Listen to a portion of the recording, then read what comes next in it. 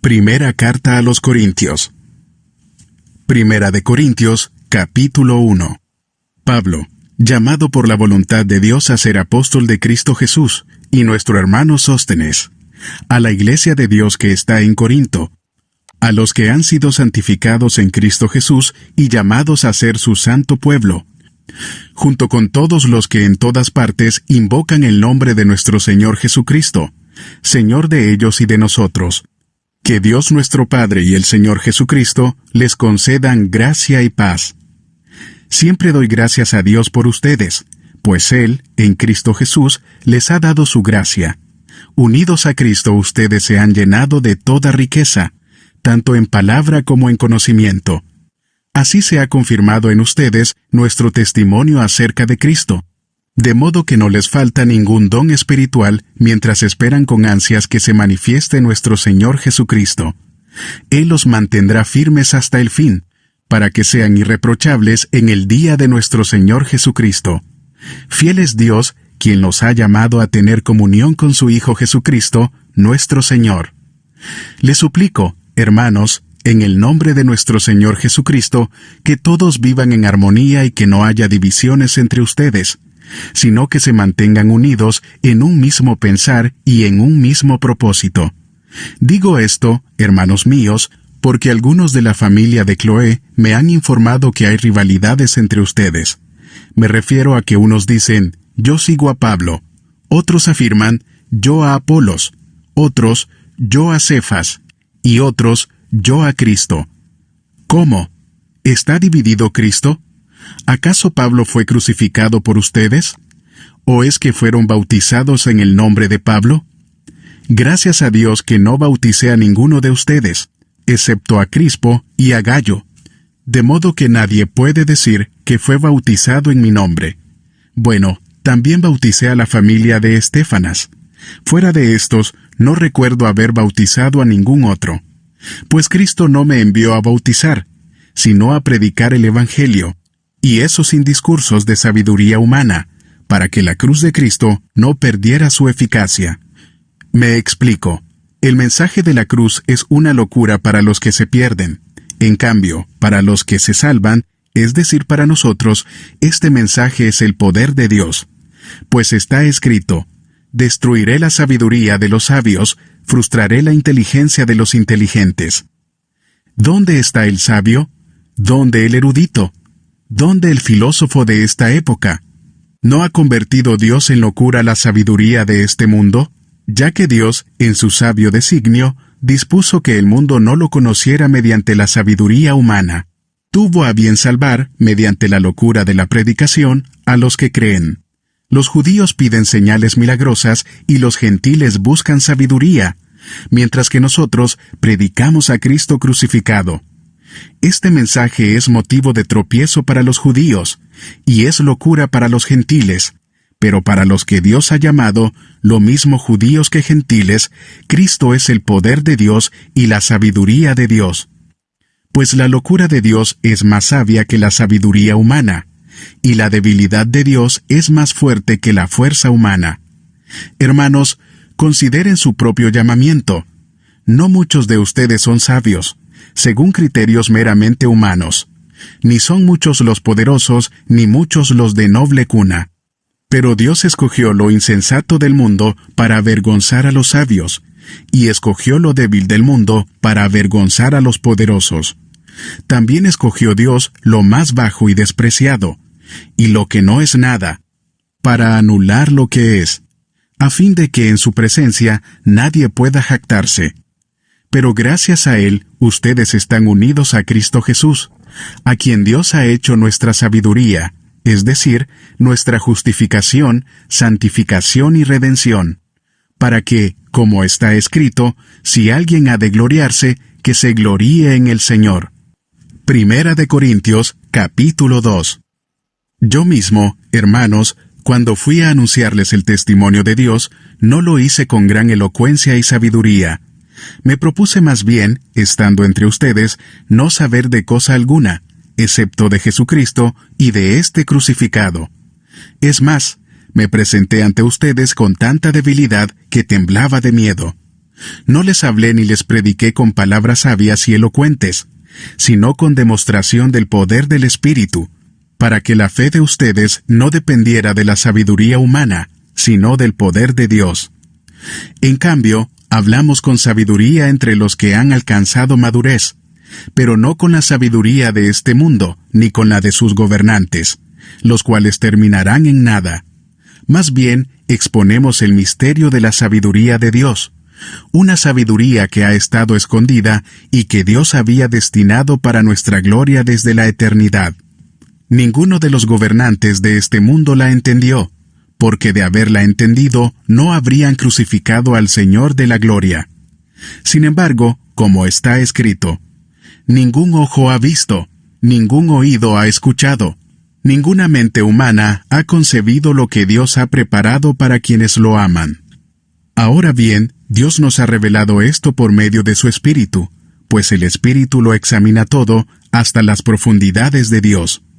En efecto, ¿quién conoce los pensamientos del ser humano sino su propio Espíritu que está en él? Asimismo, nadie conoce los pensamientos de Dios sino el Espíritu de Dios. Nosotros no hemos recibido el espíritu del mundo, sino el Espíritu que procede de Dios, para que entendamos lo que por su gracia Él nos ha concedido. Esto es precisamente de lo que hablamos, no con las palabras que enseña la sabiduría humana, sino con las que enseña el Espíritu, de modo que expresamos verdades espirituales en términos espirituales. El que no tiene el Espíritu no acepta lo que procede del Espíritu de Dios, pues para él es locura. No puede entenderlo, porque hay que discernirlo espiritualmente.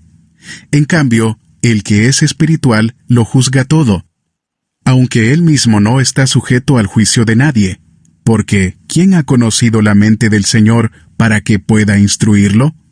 Nosotros, por nuestra parte, tenemos la mente de Cristo. Primera de Corintios, capítulo 3. Yo, hermanos, no pude dirigirme a ustedes como a espirituales, sino como a inmaduros, apenas niños en Cristo. Les di leche porque no podían asimilar alimento sólido, ni pueden todavía, pues aún son inmaduros. Mientras haya entre ustedes celos y contiendas, ¿no serán inmaduros? ¿Acaso no se están comportando según criterios meramente humanos?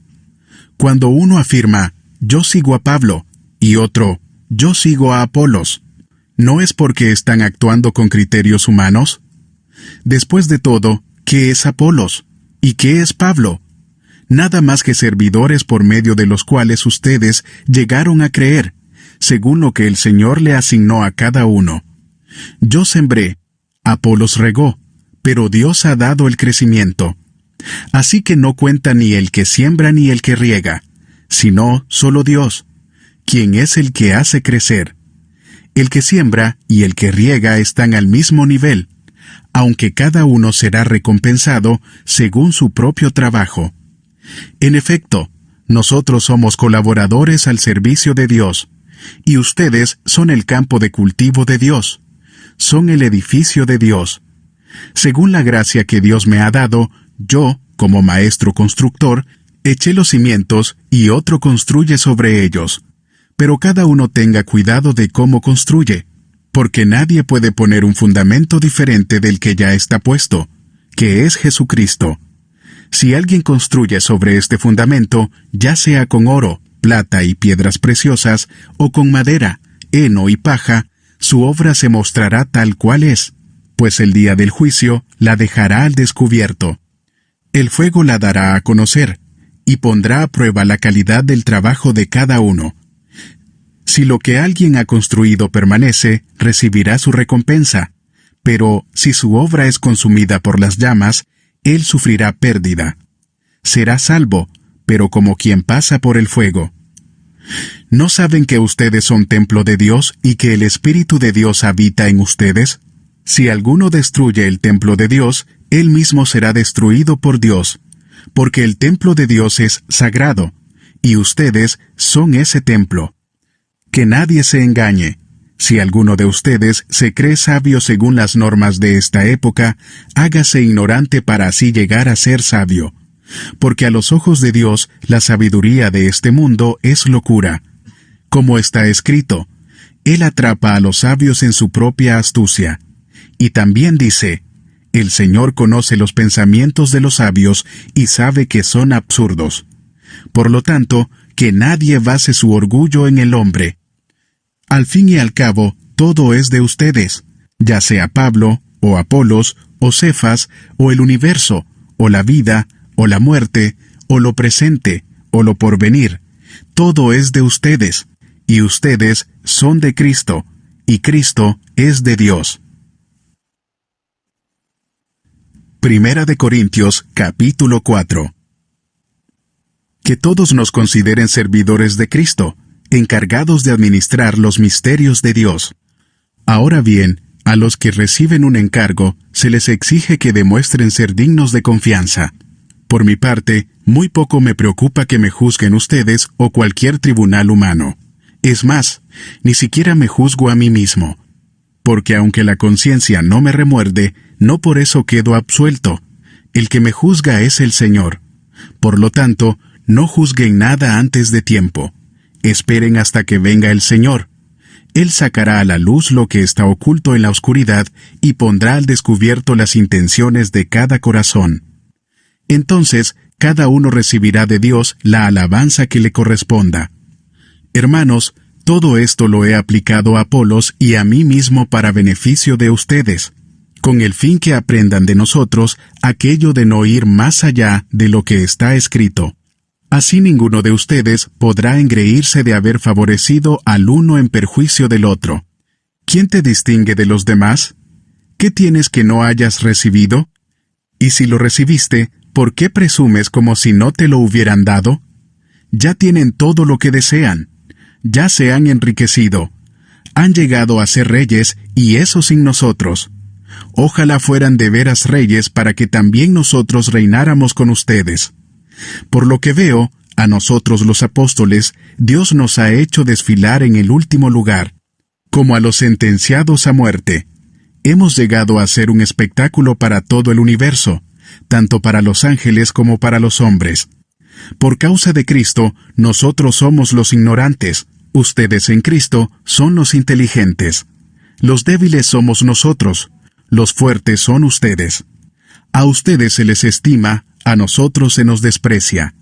Hasta el momento pasamos hambre, tenemos sed, nos falta ropa, se nos maltrata, no tenemos dónde vivir.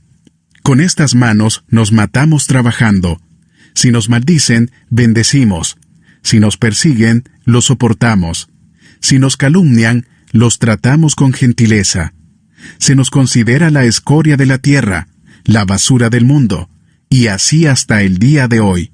No les escribo esto para avergonzarlos, sino para amonestarlos, como a hijos míos amados. De hecho, aunque tuvieran ustedes miles de tutores en Cristo, padres sí que no tienen muchos, porque mediante el Evangelio yo fui el padre que los engendró en Cristo Jesús. Por tanto, les ruego que sigan mi ejemplo.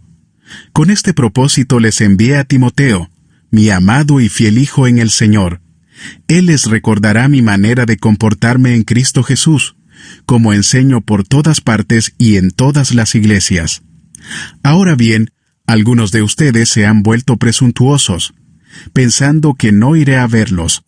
Lo cierto es que, si Dios quiere, iré a visitarlos muy pronto, y ya veremos no solo cómo hablan, sino cuánto poder tienen esos presumidos. Porque el reino de Dios no es cuestión de palabras, sino de poder. ¿Qué prefieren? ¿Que vaya a verlos con un látigo o con amor y espíritu apacible? Primera de Corintios capítulo 5. Es ya del dominio público que hay entre ustedes un caso de inmoralidad sexual que ni siquiera entre los paganos se tolera, a saber, que uno de ustedes tiene por mujer a la esposa de su padre, y de esto se sienten orgullosos. ¿No deberían más bien haber lamentado lo sucedido y expulsado de entre ustedes al que hizo tal cosa? Yo por mi parte, aunque no estoy físicamente entre ustedes, sí estoy presente en espíritu, y ya he juzgado, como si estuviera presente, al que cometió este pecado. Cuando se reúnan en el nombre de nuestro Señor Jesús, y con su poder yo los acompañé en espíritu. Entreguen a este hombre a Satanás para destrucción de su naturaleza pecaminosa, a fin de que su espíritu sea salvo en el día del Señor. Hacen mal en jactarse. ¿No se dan cuenta de que un poco de levadura hace fermentar toda la masa? Desháganse de la vieja levadura para que sean masa nueva, panes sin levadura como lo son en realidad. Porque Cristo, nuestro Cordero Pascual, ya ha sido sacrificado. Así que celebremos nuestra Pascua no con la vieja levadura, que es la malicia y la perversidad, sino con pan sin levadura, que es la sinceridad y la verdad. Por carta ya les he dicho que no se relacionen con personas inmorales. Por supuesto, no me refería a la gente inmoral de este mundo, ni a los ávaros, estafadores o idólatras. En tal caso, tendrían ustedes que salirse de este mundo. Pero en esta carta quiero aclararles que no deben relacionarse con nadie que, llamándose hermano, sea inmoral o avaro, idólatra, calumniador, borracho o estafador. Con tal persona ni siquiera deben juntarse para comer. ¿Acaso me toca a mí juzgar a los de afuera? ¿No son ustedes los que deben juzgar a los de adentro? Dios juzgará a los de afuera. Expulsen al malvado de entre ustedes. Primera de Corintios, capítulo 6. Si alguno de ustedes tiene un pleito con otro, ¿cómo se atreve a presentar demanda ante los inconversos en vez de acudir a los creyentes? ¿Acaso no saben que los creyentes juzgarán al mundo? Y si ustedes han de juzgar al mundo, ¿cómo no van a ser capaces de juzgar casos insignificantes? ¿No saben que aún a los ángeles los juzgaremos? ¿Cuánto más los asuntos de esta vida? Por tanto, si tienen pleitos sobre tales asuntos, ¿cómo es que nombran como jueces a los que no cuentan para nada ante la Iglesia? Digo esto para que les dé vergüenza. ¿Acaso no hay entre ustedes nadie lo bastante sabio como para juzgar un pleito entre creyentes? Al contrario, un hermano demanda a otro, y esto ante los incrédulos.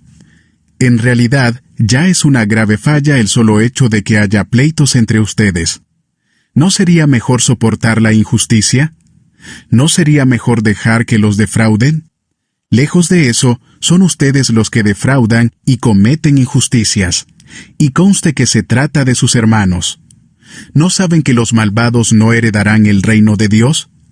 No se dejen engañar, ni los fornicarios, ni los idólatras, ni los adúlteros, ni los sodomitas, ni los pervertidos sexuales, ni los ladrones, ni los ávaros, ni los borrachos, ni los calumniadores, ni los estafadores heredarán el reino de Dios. Y eso eran algunos de ustedes. Pero ya han sido lavados, ya han sido santificados, ya han sido justificados en el nombre del Señor Jesucristo y por el Espíritu de nuestro Dios. Todo me está permitido, pero no todo es para mi bien.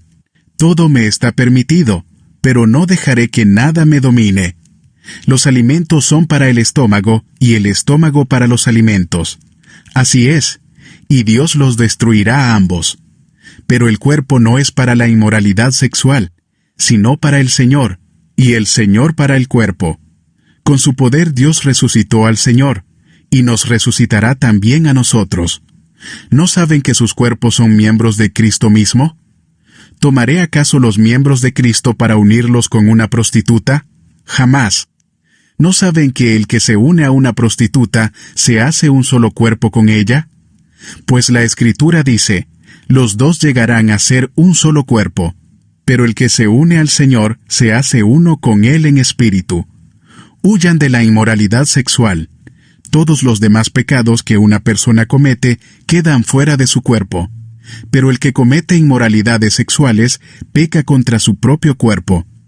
¿Acaso no saben que su cuerpo es templo del Espíritu Santo, quien está en ustedes y al que han recibido de parte de Dios?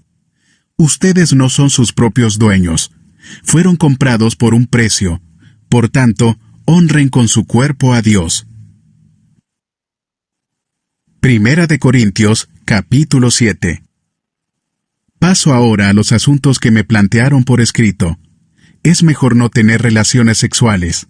Pero en vista de tanta inmoralidad, cada hombre debe tener su propia esposa, y cada mujer su propio esposo. El hombre debe cumplir su deber conyugal con su esposa, e igualmente la mujer con su esposo. La mujer ya no tiene derecho sobre su propio cuerpo, sino su esposo. Tampoco el hombre tiene derecho sobre su propio cuerpo, sino su esposa. No se nieguen el uno al otro, a no ser de común acuerdo y solo por un tiempo, para dedicarse a la oración. No tarden en volver a unirse nuevamente. De lo contrario, pueden caer en tentación de Satanás, por falta de dominio propio. Ahora bien, esto lo digo como una concesión y no como una orden. En realidad, preferiría que todos fueran como yo. No obstante, cada uno tiene de Dios su propio don. Este posee uno, aquel otro. A los solteros y a las viudas les digo que sería mejor que se quedaran como yo. Pero, si no pueden dominarse, que se casen, porque es preferible casarse que quemarse de pasión. A los casados les doy la siguiente orden, no yo, sino el Señor: que la mujer no se separe de su esposo. Sin embargo, si se separa, que no se vuelva a casar. De lo contrario, que se reconcilie con su esposo. Asimismo, que el hombre no se divorcie de su esposa. A los demás les digo, yo, no es mandamiento del Señor. Si algún hermano tiene una esposa que no es creyente, y ella consiente en vivir con él, que no se divorcie de ella. Y si una mujer tiene un esposo que no es creyente, y él consiente en vivir con ella, que no se divorcie de él. Porque el esposo no creyente ha sido santificado por la unión con su esposa, y la esposa no creyente ha sido santificada por la unión con su esposo creyente. Si así no fuera, sus hijos serían impuros, mientras que, de hecho, son santos. Sin embargo, si el cónyuge no creyente decide separarse, no se lo impidan. En tales circunstancias, el cónyuge creyente queda sin obligación. Dios nos ha llamado a vivir en paz. ¿Cómo sabes tú, mujer, si acaso salvarás a tu esposo? ¿O cómo sabes tú, hombre, si acaso salvarás a tu esposa? En cualquier caso, cada uno debe vivir conforme a la condición que el Señor le asignó y a la cual Dios lo ha llamado. Esta es la norma que establezco en todas las iglesias. ¿Fue llamado alguno estando ya circuncidado? Que no disimule su condición. ¿Fue llamado alguno sin estar circuncidado? Que no se circuncide. Para nada cuenta estar o no estar circuncidado. Lo que importa es cumplir los mandatos de Dios. Que cada uno permanezca en la condición en que estaba cuando Dios lo llamó. ¿Eras esclavo cuando fuiste llamado? No te preocupes, aunque si tienes la oportunidad de conseguir tu libertad, aprovéchala. Porque el que era esclavo cuando el Señor lo llamó, es un liberto del Señor. Del mismo modo, el que era libre cuando fue llamado, es un esclavo de Cristo. Ustedes fueron comprados por un precio. No se vuelvan esclavos de nadie. Hermanos, cada uno permanezca ante Dios en la condición en que estaba cuando Dios lo llamó. En cuanto a las personas solteras, no tengo ningún mandato del Señor, pero doy mi opinión como quien por la misericordia del Señor es digno de confianza. Pienso que, a causa de la crisis actual, es bueno que cada persona se quede como está. ¿Estás casado? No procures divorciarte. ¿Estás soltero? No busques esposa. Pero, si te casas, no pecas. Y si una joven se casa, tampoco comete pecado. Sin embargo, los que se casan tendrán que pasar por muchos aprietos, y yo quiero evitárselos. Lo que quiero decir, hermanos, es que nos queda poco tiempo. De aquí en adelante, los que tienen esposa deben vivir como si no la tuvieran. Los que lloran, como si no lloraran. Los que se alegran, como si no se alegraran. Los que compran algo, como si no lo poseyeran. Los que disfrutan de las cosas de este mundo, como si no disfrutaran de ellas. Porque este mundo, en su forma actual, está por desaparecer. Yo preferiría que estuvieran libres de preocupaciones. El soltero se preocupa de las cosas del Señor y de cómo agradarlo. Pero el casado se preocupa de las cosas de este mundo y de cómo agradar a su esposa. Sus intereses están divididos. La mujer no casada, lo mismo que la joven soltera, se preocupa de las cosas del Señor. Se afana por consagrarse al Señor, tanto en cuerpo como en espíritu. Pero la casada se preocupa de las cosas de este mundo y de cómo agradar a su esposo. Les digo esto por su propio bien, no para ponerles restricciones, sino para que vivan con decoro y plenamente dedicados al Señor. Si alguno piensa que no está tratando a su prometida como es debido, y ella ha llegado ya a su madurez, por lo cual él se siente obligado a casarse, que lo haga. Con eso no peca, que se casen. Pero el que se mantiene firme en su propósito y no está dominado por sus impulsos, sino que domina su propia voluntad y ha resuelto no casarse con su prometida, también hace bien. De modo que el que se casa con su prometida hace bien, pero el que no se casa hace mejor. La mujer está ligada a su esposo mientras él vive. Pero si el esposo muere, ella queda libre para casarse con quien quiera, con tal de que sea en el Señor. En mi opinión, ella será más feliz si no se casa, y creo que yo también tengo el Espíritu de Dios. ¿Por qué aceptar que la página web esté siempre fuera de servicio? En cuanto a lo sacrificado a los ídolos, es cierto que todos tenemos conocimiento. El conocimiento envanece, mientras que el amor edifica. El que cree que sabe algo, todavía no sabe como debiera saber. Pero el que ama a Dios es conocido por Él. De modo que, en cuanto a comer lo sacrificado a los ídolos, sabemos que un ídolo no es absolutamente nada, y que hay un solo Dios. Pues aunque haya los así llamados dioses, ya sea en el cielo o en la tierra, y por cierto, que hay muchos dioses y muchos señores, para nosotros no hay más que un solo Dios, el Padre, de quien todo procede y para el cual vivimos. Y no hay más que un solo Señor, es decir, Jesucristo, por quien todo existe y por medio del cual vivimos. Pero no todos tienen conocimiento de esto. Algunos siguen tan acostumbrados a los ídolos que, cuando comen carne a sabiendas de que ha sido sacrificada a un ídolo, su conciencia se contamina por ser débil. Pero lo que comemos no nos acerca a Dios. No somos mejores por comer ni peores por no comer. Sin embargo, tengan cuidado de que su libertad no se convierta en motivo de tropiezo para los débiles.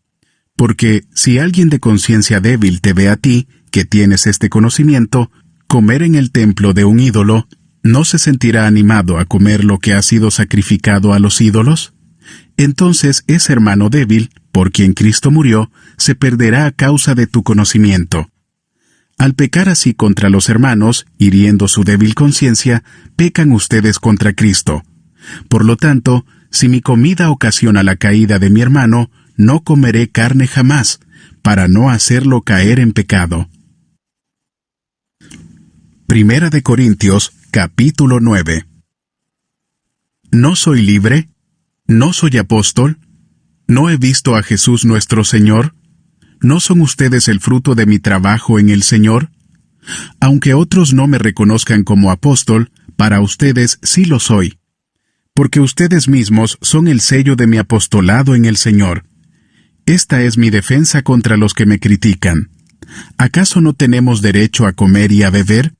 ¿No tenemos derecho a viajar acompañados por una esposa creyente, como hacen los demás apóstoles y Cefas y los hermanos del Señor?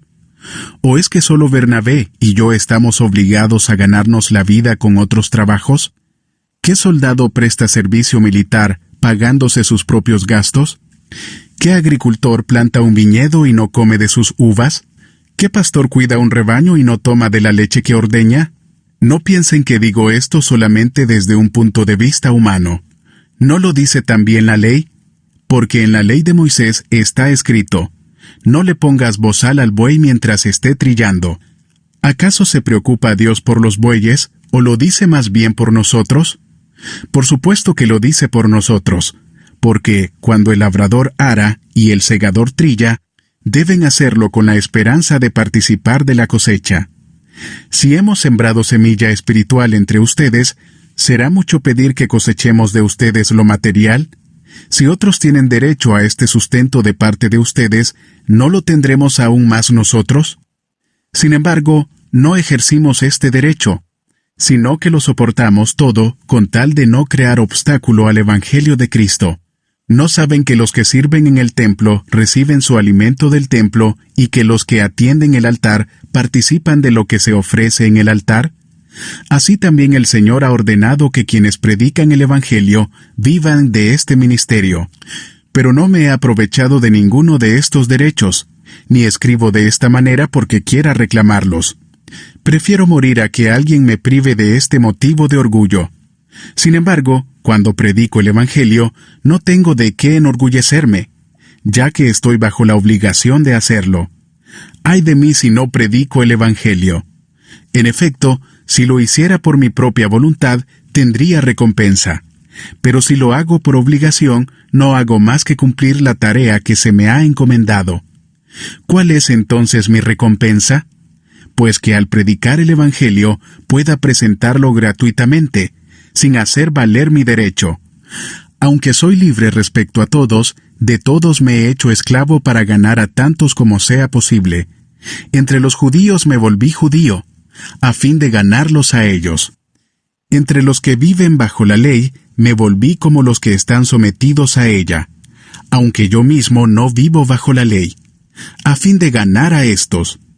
Entre los que no tienen la ley, me volví como los que están sin ley, aunque no estoy libre de la ley de Dios, sino comprometido con la ley de Cristo, a fin de ganar a los que están sin ley. Entre los débiles me hice débil, a fin de ganar a los débiles.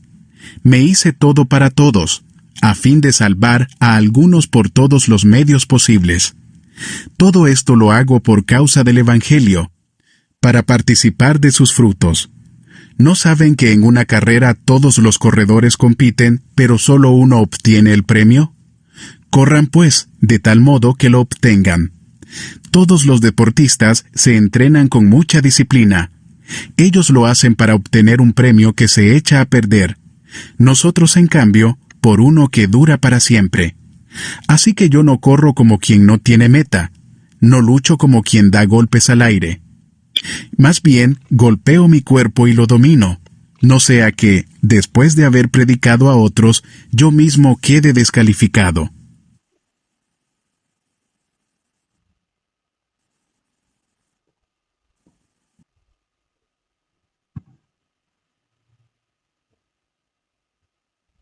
Primera de Corintios, capítulo 10. No quiero que desconozcan, hermanos, que nuestros antepasados estuvieron todos bajo la nube y que todos atravesaron el mar. Todos ellos fueron bautizados en la nube y en el mar para unirse a Moisés. Todos también comieron el mismo alimento espiritual y tomaron la misma bebida espiritual, pues bebían de la roca espiritual que los acompañaba, y la roca era Cristo. Sin embargo, la mayoría de ellos no agradaron a Dios, y sus cuerpos quedaron tendidos en el desierto. Todo eso sucedió para servirnos de ejemplo, a fin de que no nos apasionemos por lo malo, como lo hicieron ellos. No sean idólatras, como lo fueron algunos de ellos, según está escrito. Se sentó el pueblo a comer y a beber, y se entregó al desenfreno. No cometamos inmoralidad sexual, como algunos lo hicieron, por lo que en un solo día perecieron 23,000. Tampoco pongamos a prueba al Señor, como lo hicieron algunos y murieron víctimas de las serpientes. Ni murmuren contra Dios, como lo hicieron algunos y sucumbieron a manos del ángel destructor. Todo eso le sucedió para servir de ejemplo, y quedó escrito para advertencia nuestra, pues a nosotros nos ha llegado el fin de los tiempos. Por lo tanto, si alguien piensa que está firme, tenga cuidado de no caer. Ustedes no han sufrido ninguna tentación que no sea común al género humano, pero Dios es fiel, y no permitirá que ustedes sean tentados más allá de lo que puedan aguantar. Más bien, cuando llegue la tentación, Él les dará también una salida a fin de que puedan resistir. Por tanto, mis queridos hermanos, huyan de la idolatría. Me dirijo a personas sensatas. Juzguen ustedes mismos lo que digo. Esa copa de bendición por la cual damos gracias, ¿no significa que entramos en comunión con la sangre de Cristo? Ese pan que partimos, ¿no significa que entramos en comunión con el cuerpo de Cristo? Hay un solo pan del cual todos participamos. Por eso, aunque somos muchos, formamos un solo cuerpo. Consideren al pueblo de Israel como tal. ¿No entran en comunión con el altar los que comen de lo sacrificado? ¿Qué quiero decir con esta comparación? ¿Que el sacrificio que los gentiles ofrecen a los ídolos sea algo, o que el ídolo mismo sea algo? No, sino que cuando ellos ofrecen sacrificios, lo hacen para los demonios, no para Dios. Y no quiero que ustedes entren en comunión con los demonios. No pueden beber de la copa del Señor y también de la copa de los demonios. No pueden participar de la mesa del Señor y también de la mesa de los demonios. ¿O vamos a provocar a celos al Señor? ¿Somos acaso más fuertes que Él? Todo está permitido, pero no todo es provechoso. Todo está permitido, pero no todo es constructivo. Que nadie busque sus propios intereses, sino los del prójimo. Coman de todo lo que se vende en la carnicería, sin preguntar nada por motivos de conciencia, porque del Señor es la tierra y todo cuanto hay en ella. Si algún incrédulo los invita a comer, y ustedes aceptan la invitación, coman de todo lo que les sirvan, sin preguntar nada por motivos de conciencia. Ahora bien, si alguien les dice, esto ha sido ofrecido en sacrificio a los ídolos, entonces no lo coman, por consideración al que se lo mencionó, y por motivos de conciencia. Me refiero a la conciencia del otro, no a la de ustedes. ¿Por qué se ha de juzgar mi libertad de acuerdo con la conciencia ajena? Si con gratitud participo de la comida, ¿me van a condenar por comer algo por lo cual doy gracias a Dios?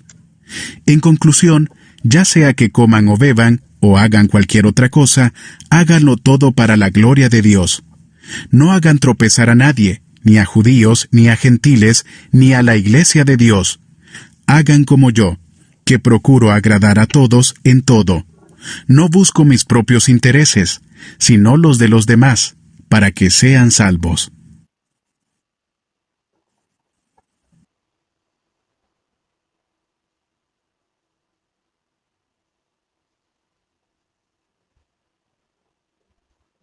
Primera de Corintios, capítulo 11.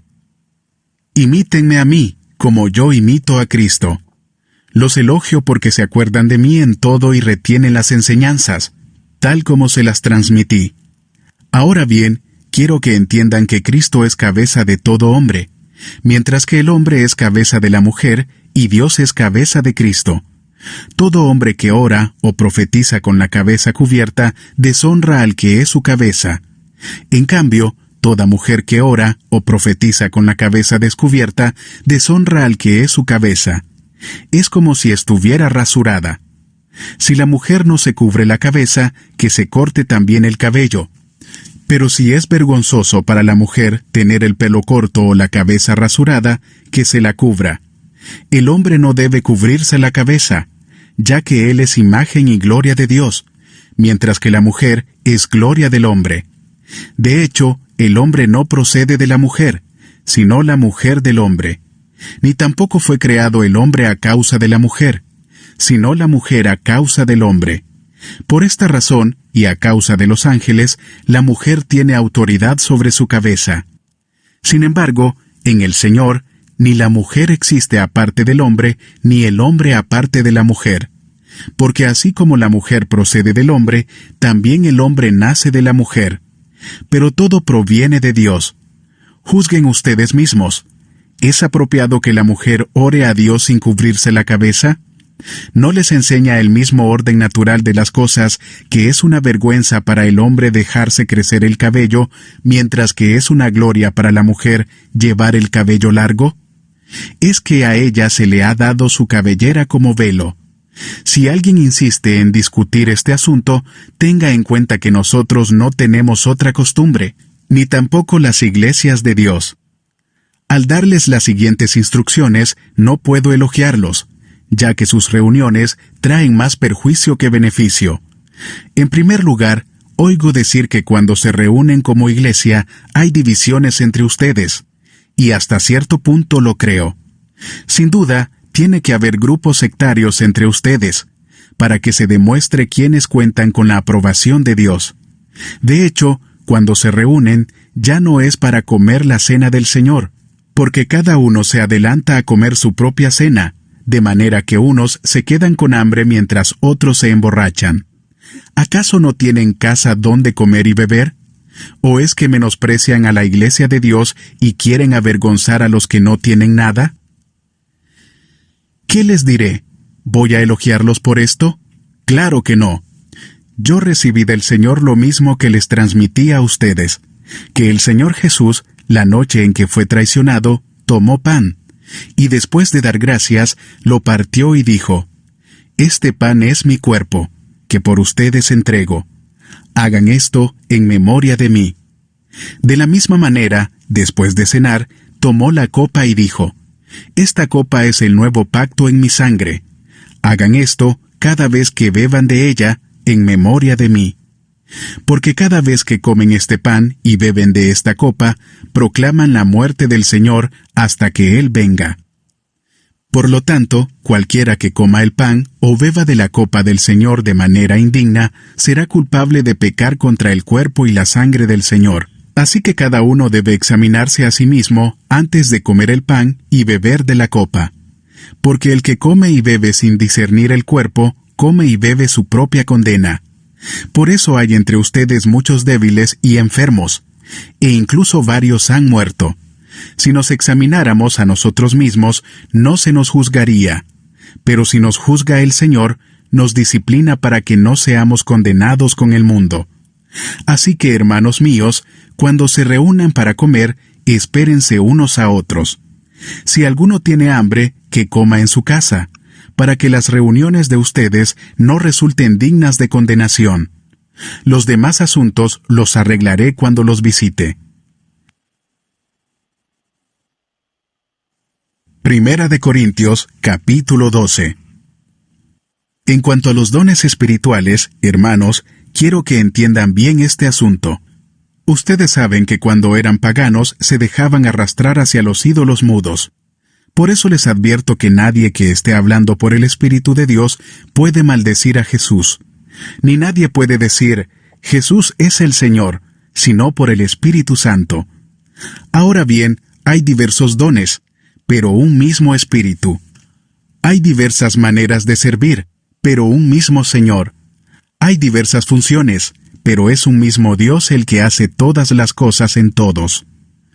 A cada uno se le da una manifestación especial del Espíritu para el bien de los demás. A unos, Dios les da por el Espíritu palabra de sabiduría; a otros, por el mismo Espíritu, palabra de conocimiento; a otros, fe por medio del mismo Espíritu; a otros, y por ese mismo Espíritu, dones para sanar enfermos; a otros, poderes milagrosos; a otros, profecía; a otros, el discernir espíritus; a otros, el hablar en diversas lenguas; y a otros, el interpretar lenguas. Todo esto lo hace un mismo y único Espíritu, quien reparte a cada uno según Él lo determina. De hecho, aunque el cuerpo es uno solo, tiene muchos miembros. Y todos los miembros, no obstante ser muchos, forman un solo cuerpo. Así sucede con Cristo.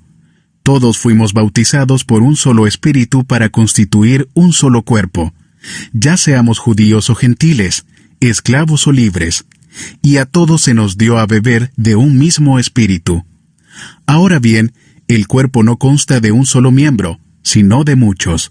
Si el pie dijera: como no soy mano, no soy del cuerpo, no por eso dejaría de ser parte del cuerpo.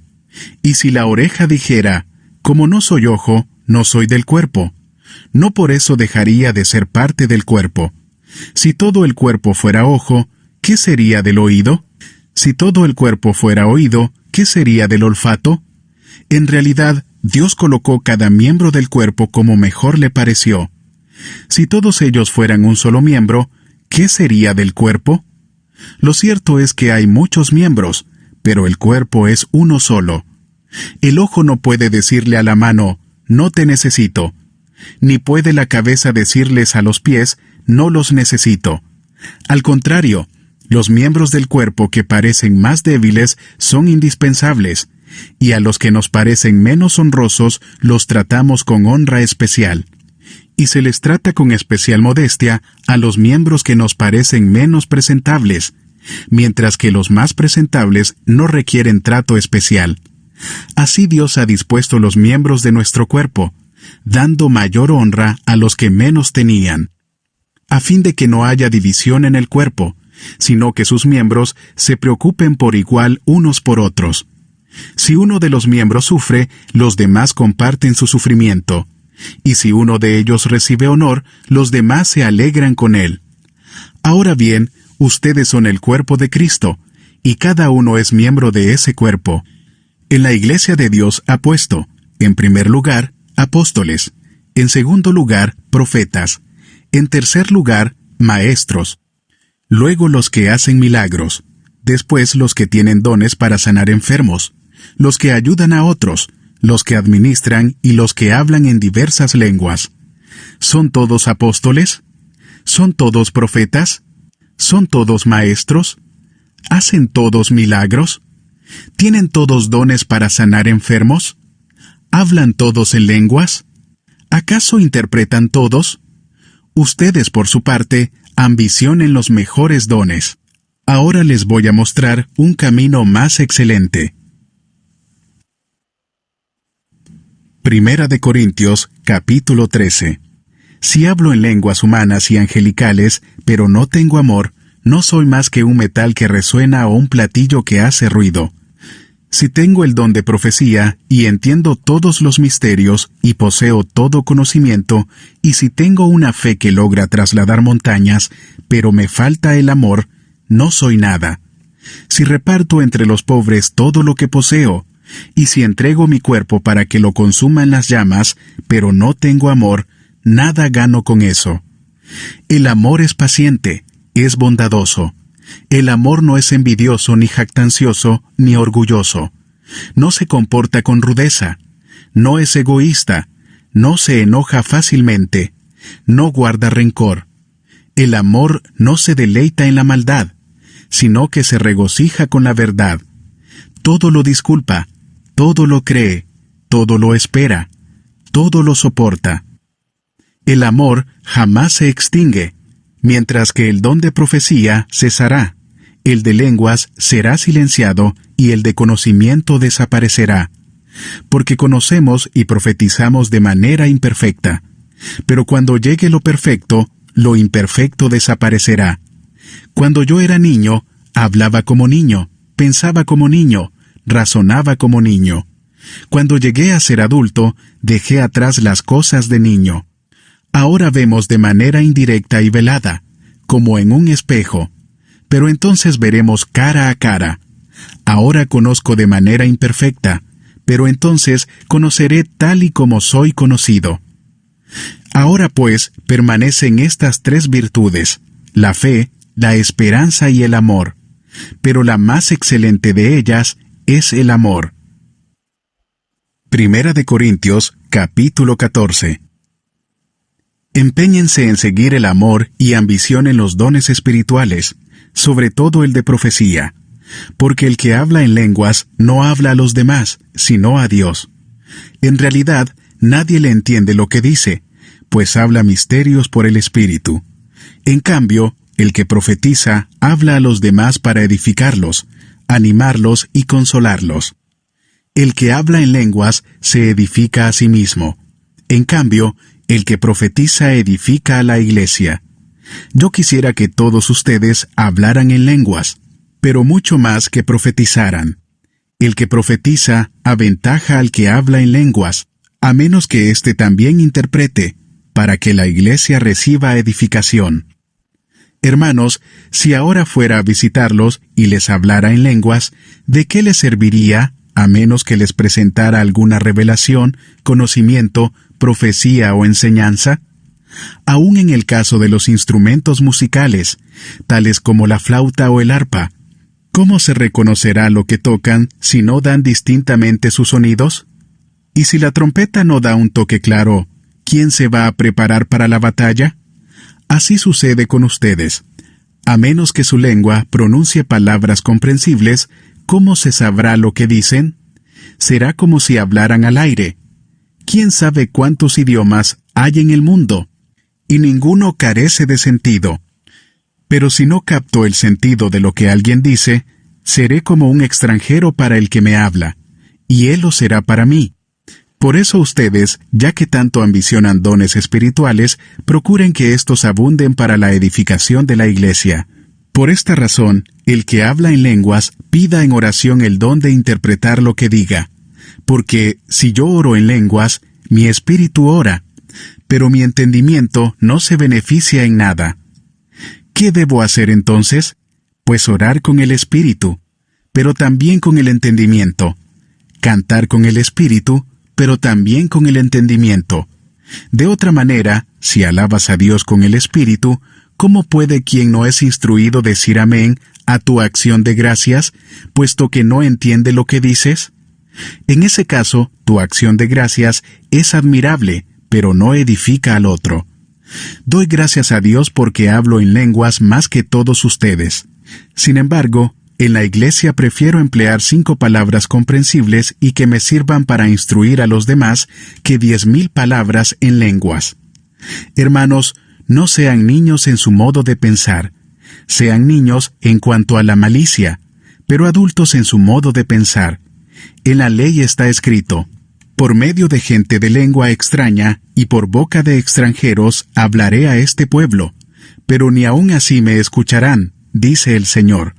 De modo que el hablar en lenguas es una señal no para los creyentes, sino para los incrédulos. En cambio, la profecía no es señal para los incrédulos, sino para los creyentes. Así que, si toda la iglesia se reúne y todos hablan en lenguas, y entran algunos que no entienden o no creen, ¿no dirán que ustedes están locos? Pero si uno que no cree o uno que no entiende entra cuando todos están profetizando, se sentirá reprendido y juzgado por todos. Y los secretos de su corazón quedarán al descubierto. Así que se postrará ante Dios y lo adorará, exclamando: «Realmente Dios está entre ustedes». ¿Qué concluimos, hermanos? Que cuando se reúnan, cada uno puede tener un himno, una enseñanza, una revelación, un mensaje en lenguas o una interpretación. Todo esto debe hacerse para la edificación de la iglesia. Si se habla en lenguas, que hablen 2, o cuando mucho 3, cada uno por su turno, y que alguien interprete.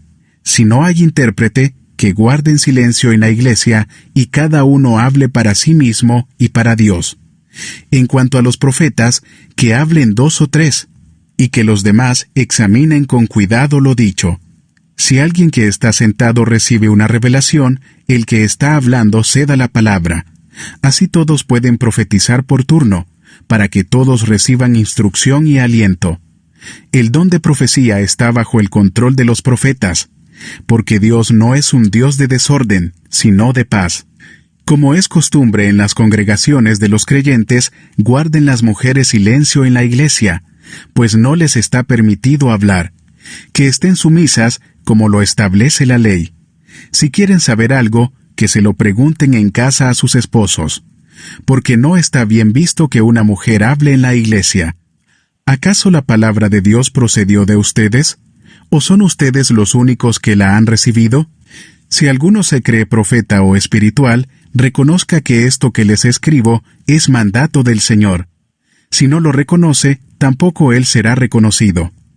Así que, hermanos míos, ambicionen el don de profetizar, y no prohíban que se hable en lenguas, pero todo debe hacerse de una manera apropiada y con orden.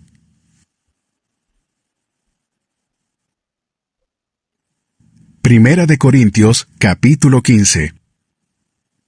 Ahora, hermanos, quiero recordarles el evangelio que les prediqué, el mismo que recibieron y en el cual se mantienen firmes. Mediante este evangelio son salvos, si se aferran a la palabra que les prediqué. De otro modo, habrán creído en vano.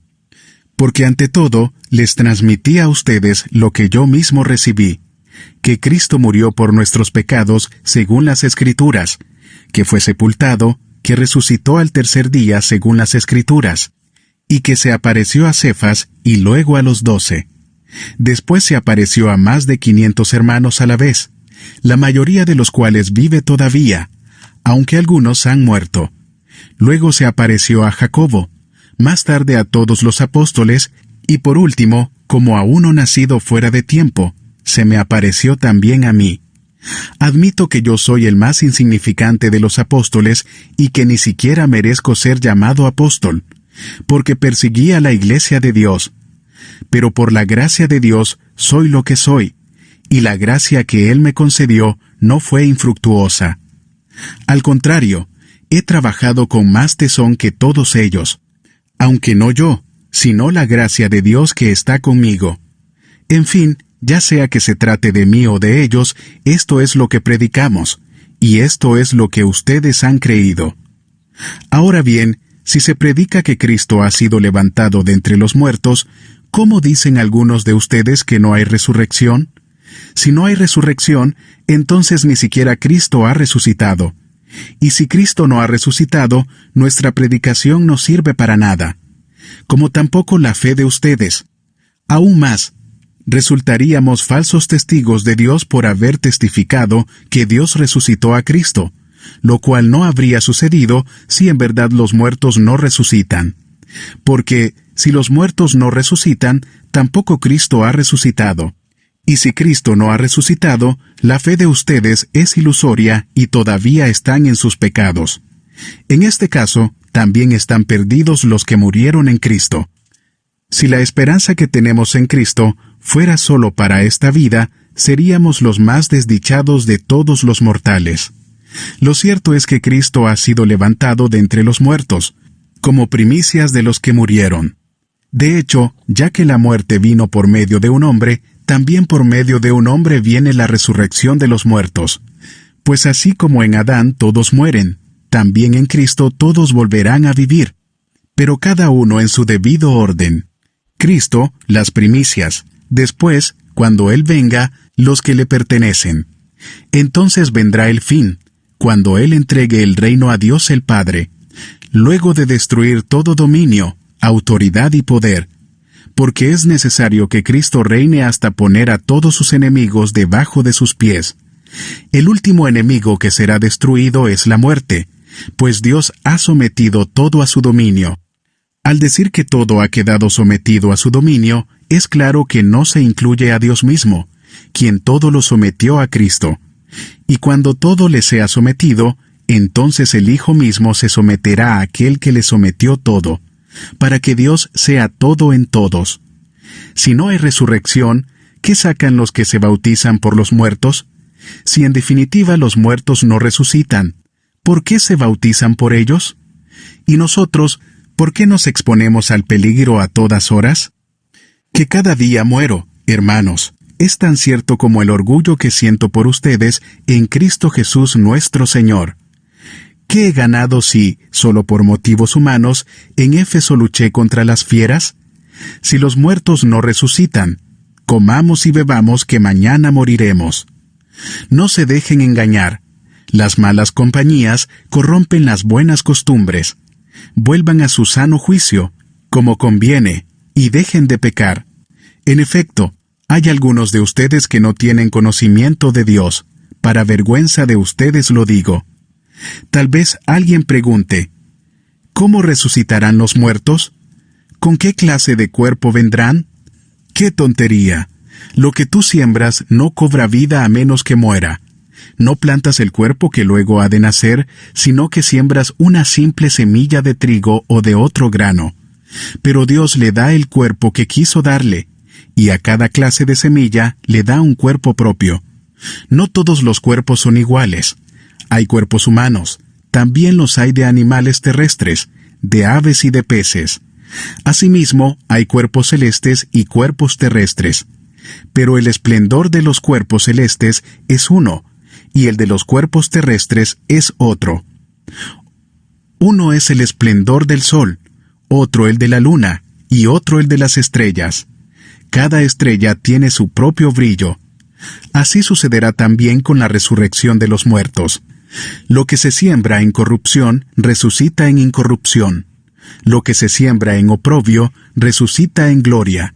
Lo que se siembra en debilidad, resucita en poder. Se siembra un cuerpo natural, resucita un cuerpo espiritual. Si hay un cuerpo natural, también hay un cuerpo espiritual. Así está escrito: el primer hombre, Adán, se convirtió en un ser viviente. El último Adán, en el espíritu que da vida. No vino primero lo espiritual, sino lo natural, y después lo espiritual. El primer hombre era del polvo de la tierra, el segundo hombre del cielo. Como es aquel hombre terrenal, así son también los de la tierra, y como es el celestial, así son también los del cielo. Y así como hemos llevado la imagen de aquel hombre terrenal, llevaremos también la imagen del celestial. Les declaro, hermanos, que el cuerpo mortal no puede heredar el reino de Dios, ni lo corruptible puede heredar lo incorruptible. Fíjense bien en el misterio que les voy a revelar. No todos moriremos, pero todos seremos transformados. En un instante, en un abrir y cerrar de ojos, al toque final de la trompeta. Pues sonará la trompeta, y los muertos resucitarán con un cuerpo incorruptible, y nosotros seremos transformados. Porque lo corruptible tiene que revestirse de lo incorruptible, y lo mortal de inmortalidad. Cuando lo corruptible se revista de lo incorruptible, y lo mortal de inmortalidad, entonces se cumplirá lo que está escrito: la muerte ha sido devorada por la victoria. ¿Dónde está, oh muerte, tu victoria? ¿Dónde está, oh muerte, tu aguijón? El aguijón de la muerte es el pecado, y el poder del pecado es la ley. Pero gracias a Dios que nos da la victoria por medio de nuestro Señor Jesucristo. Por lo tanto, mis queridos hermanos, manténganse firmes e inconmovibles, progresando siempre en la obra del Señor, conscientes de que su trabajo en el Señor no es en vano.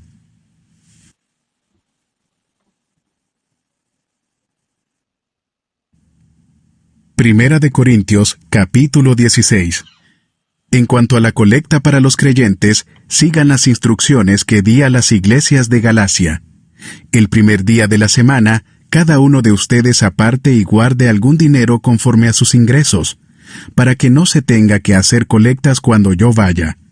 Luego, cuando llegue, daré cartas de presentación a los que ustedes hayan aprobado y los enviaré a Jerusalén con los donativos que hayan recogido. Si conviene que yo también vaya, iremos juntos. Después de pasar por Macedonia, pues tengo que atravesar esa región, iré a verlos. Es posible que me quede con ustedes algún tiempo, y tal vez pase allí el invierno, para que me ayuden a seguir el viaje a donde quiera que vaya. Esta vez no quiero verlos solo de paso, más bien, espero permanecer algún tiempo con ustedes, si el Señor así lo permite. Pero me quedaré en Éfeso hasta Pentecostés, porque se me ha presentado una gran oportunidad para un trabajo eficaz, a pesar de que hay muchos en mi contra. Si llega Timoteo, procuren que se sienta cómodo entre ustedes, porque él trabaja como yo en la obra del Señor. Por tanto, que nadie lo menosprecie. Ayúdenlo a seguir su viaje en paz para que pueda volver a reunirse conmigo, pues estoy esperándolo junto con los hermanos. En cuanto a nuestro hermano Apolos, le rogué encarecidamente que en compañía de otros hermanos les hiciera una visita. No quiso de ninguna manera ir ahora, pero lo hará cuando se le presente la oportunidad. Manténganse alerta, permanezcan firmes en la fe, sean valientes y fuertes. Hagan todo con amor. Bien saben que los de la familia de Estéfanas fueron los primeros convertidos de Acaya, y que se han dedicado a servir a los creyentes. Les recomiendo, hermanos, que se pongan a disposición de aquellos y de todo el que colabore en este arduo trabajo. Me alegré cuando llegaron Estéfanas, Fortunato y Acaico, porque ellos han suplido lo que ustedes no podían darme, ya que han tranquilizado mi espíritu y también el de ustedes. Tales personas merecen que se les exprese reconocimiento. Las iglesias de la provincia de Asia les mandan saludos. Aquila y Priscila los saludan cordialmente en el Señor, como también la iglesia que se reúne en la casa de ellos. Todos los hermanos les mandan saludos. Salúdense unos a otros con un beso santo. Yo, Pablo, escribo este saludo de mi puño y letra. Si alguno no ama al Señor, quede bajo maldición. Maranata. Que la gracia del Señor Jesús sea con ustedes. Los amo a todos ustedes en Cristo Jesús. Amén.